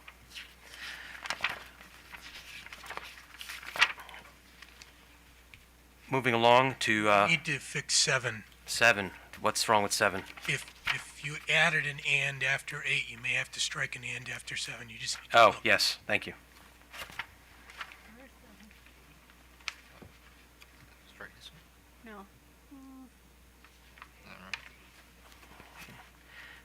Yeah, so Mr. Lowe, strike that end, and then we'll go through formatting, and if there are additional formatting issues, we'll clean those up.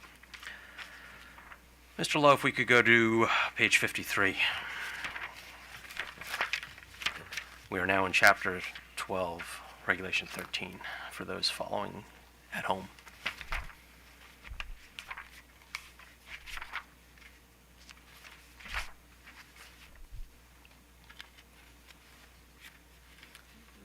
Mr. Lowe, we're looking for number 25. there we go.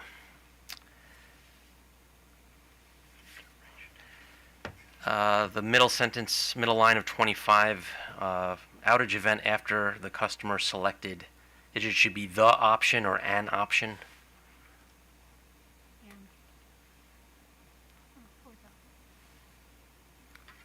I believe it should be the. Thank you. The option to talk to call center representative in, to a call center representative in the electric. There we go. Thank you. Your was a little too casual. Hearing no objection, moving down a few paragraphs to number 27, down wires. I believe the towards the end of the first line, responded should be responder.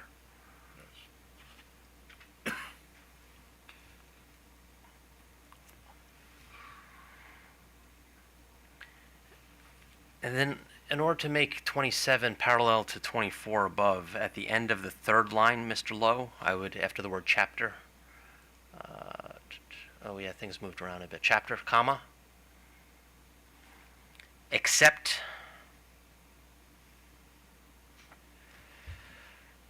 and then the next word, measure, should be measured.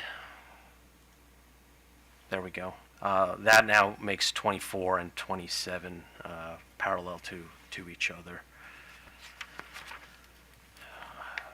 Seeing no objection, we'll move to subtitle 50, chapter 12, regulation 14, on page 55, top of 55.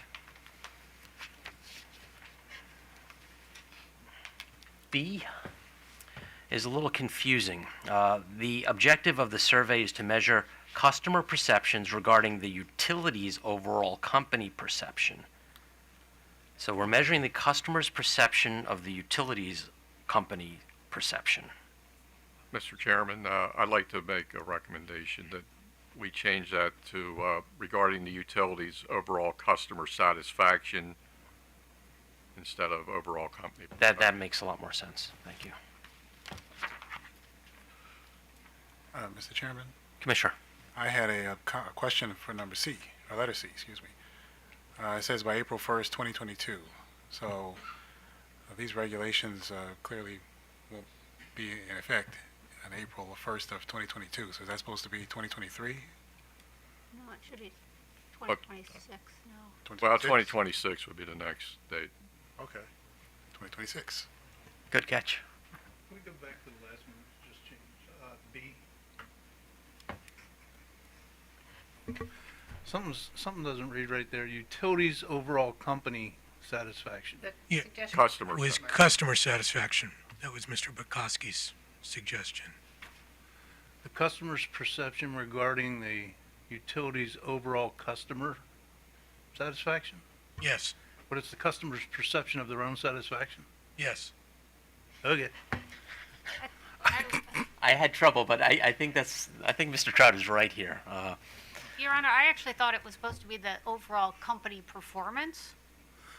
They're supposed to be measuring the customer's satisfaction with the company's performance, Yeah. not the customer's perception of their own satisfaction. That makes no sense to me.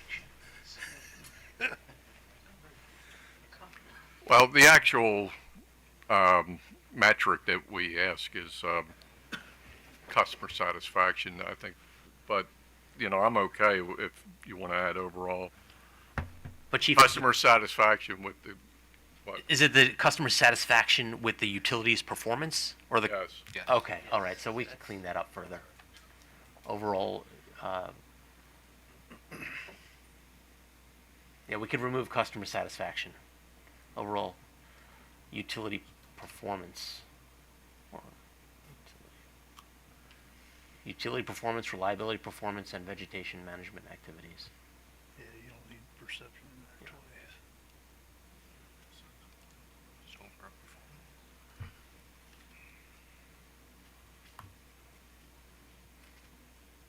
Yes, thank you. If we're okay with that, if we go back to C, we just need to strike the word in the middle of C. File a customer perception survey results. We need to remove the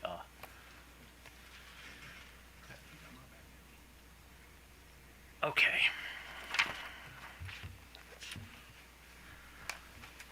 We'll move to page 57, just 2 pages down, chapter 12, regulation 15. There's something wrong with A. This regulation applies to electric utilities applicable. Applies and applicable. What does this mean? I believe if we just cross off everything after applies and then go to after January 1, 2024. Okay. This regulation applies after January 1st, 2024. Thank you.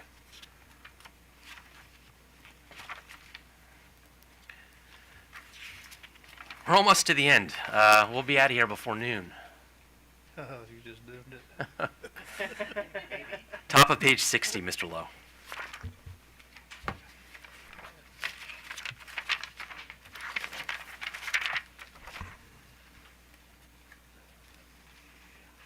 There we go. Item number 1 at the very top there, the very last clause, it says this period shall be extended accordingly. My question is by who? Who is extending the period? The utility. Okay, well, we'll add that. This period shall be extended by the utility accordingly. Would it be electric company, not utility? Yes, yes.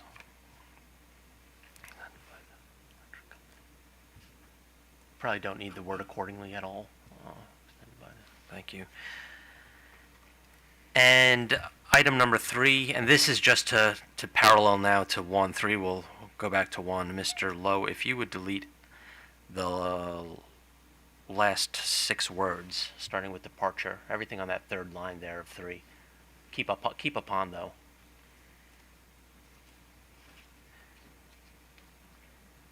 And then it would read, the end of the cause of the major outage event. And that parallels 1 with 3.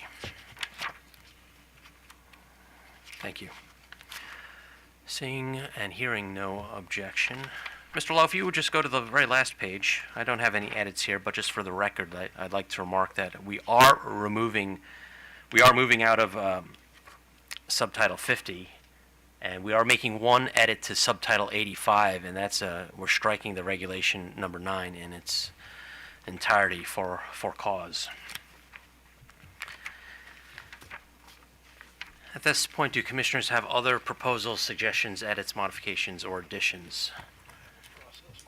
Process question, Commissioner O'Donnell. So, Mr. Chairman, the process question is this. We're going to take, I suppose, I'm guessing, a single final vote on what we just did. We are noting any separate statements. So we can separate out the vote on the item that I dissented on, or? Well, your dissent is noted for the record on the item with respect to the SAIDI and SAFE scores, and after I call a vote, you could either vote aye or nay on the entire package, or you could vote aye noting your dissent on the earlier item. But your dissent has been recorded. Okay. Any additional process questions? Mr. McDougall, any update? Mr. Chairman, thank you for allowing me the opportunity to find out the information. I'm told by the head of our customer care center that if we get a busy signal, a blocked call, or we're not able to leave a message, then we will try to reach out to the customer via alternative means. That might be another phone number, an email, or a text message. But if we do not contact the customer by any of those ways, we will not record that as a successful contact. Will not. Will not. That was the intent and what is expected. Thank you, Mr. McDougall, for chasing that down. Commissioner Richard. Thank you, Mr. Chairman. I just wanted to make one quick comment about the customer perception survey. I did note that there was a request, by OPC that the survey process be, evaluated, looked at. I'm not sure exactly what what it is, but I just wanted to state first for myself, I think it's important that the voice of the customer is heard and hopefully clearly understood. And I noted your comment earlier that you didn't place much emphasis on it, and I think largely is because a lot of the results, at least the way I saw it, were confusing. I was confused as well. So, I mean, to the extent that we can improve that survey through the survey process, I think that would be very helpful, not only to us, but other decision makers in Annapolis about what the expectations are of customers, of electric customers around the state with regard to reliability. It might be good also if we begin to look at, everyday reliability, but also expectations when there is a major outage. And I think that will help inform us as to what, what the resources that need to be put into to again, restoration and just overall performance. So anyway, I just wanted to make that comment that I certainly support that. And Mr. Hoover, I note that you're standing. And thank you, Commissioner Richard. I'm glad you raised that point. Surveys are only as good as the questions that are asked. If you ask my mother the difference between SADE and SAFE and COMAR Title 22, you're going to get the answers that you deserve. And in this case, with no disrespect to the position of the Office of People's Counsel, if you ask a question stated in such a way that, are you willing to pay less for less reliability, I think many customers would say, yes, if you give me a 50% discount on my Pepco bill, I'm willing to sustain 2 or 3 outages a month. Conversely, are you willing to pay more for reliability?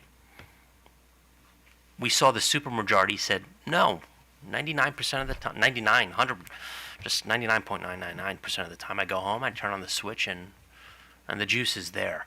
So I think we need to be very careful about how these surveys are worded, because the results will either be meaningful or not. And in this case, as I noted, I didn't find the results meaningful. But again, I would argue that the voice of the customer is important in our decision making, and those decisions made in Annapolis about the the priority, the emphasis we place on reliability. So again, Mr. Hoover, did you want to? Briefly, and then briefly, Mr. Trout. I'm going to call the motion next. Since you open the door, I'm going to walk through our position has been that in the context of these large, multi-question surveys on a variety of topics, if you want to get the substantive information from the customers about their willingness to pay more money for some degree of reliability, that you have to do a more focused, intense survey, subset of that survey. And what we had suggested was what's known in the polling business as focus groups. And I think, that's where you're going to get, because you need to provide some background information, alluding to the comment you made earlier about the response you get is dependent on the question you get. I think for this topic, you need to provide some background information to the customers about reliability, cost increases, and things like that. And then you may be able to finally get the answer to the question of what people are willing to bear, so to speak, for reliability. Thank you. Mr. Trout. Thank you, Mr. Chairman. We spent many hours of many people in designing the words of the last survey that was conducted. It was frankly excruciating. We have on retainer people who are experts on asking customers questions, and it was sometimes very frustrating to watch them clench their teeth as we tried by committee to improve on the work that they do for a living. So the idea that we're going to, and I'm sure we will have another work group before the next survey goes out in 3 years, and we'll go through the same process all over again. this survey is, and here I find myself agreeing, at least in part, with one of Mr. Hoover's points, which is that this survey is not the single tool by which you get all the information you ever want to get about customers' perceptions. And in particular, I want to remind the commissioners of a point that was made again and again during the work group meetings, which is the longer and more detailed you make this survey, the more questions that you ask, and the more time you ask customers to spend answering them, the more customers are going to turn off and either stop answering your questions or give you answers that you can't rely upon. So we share your concern, Commissioner Richard, and Chairman Stanek, about getting quality feedback from customers, but I think trying to beat too much into this specific tool becomes, as one of the themes of the day, you very rapidly reach, if you haven't already reached, a point of diminishing returns. Thank you, Mr. Trout. Your Honor, Ms. Sikora, I wanted to get everybody out by noon. I have 30 seconds. I'll be done. The utilities, I don't recall objecting to the idea of improving the survey. I thought the problem was that OPC didn't propose an actual COMA regulation, specific language for us to react to. Okay, Ms. Sikora discussed that with Mr. Hoover offline. Yeah. I move that the Commission publish in the Maryland Register for notice and public comment the draft regulations as proposed by staff on December 2nd, 2022, subject to the modifications discussed today to Title 20, Subtitles 50 and 85, inclusive of any non-substantive changes necessary to conform to COMAR drafting requirements. The vote begins with Commissioner Bubar. Aye. Commissioner Linton. With the objections noted in the record, aye. Commissioner O'Donnell. I vote aye, Mr. Chairman, with notwithstanding my opposition to the safety standards for the 24 through 27 programming years for BG&E and PEPCO, on which point I dissent. Commissioner Richard. Aye. I vote aye. Noting the separate positions, the motion is approved. This hearing is adjourned.